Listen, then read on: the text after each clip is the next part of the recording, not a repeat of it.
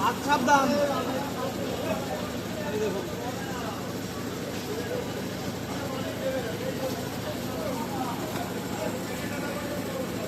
উপরে ডোরা কাটা দাগ আছে কাটা। হ্যাঁ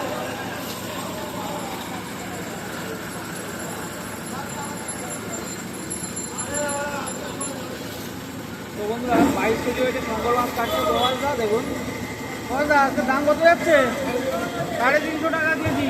দেখুন বন্ধুরা এত সস্তা এর আগে কখনো মানুষ খায়নি। 350 একদম 350।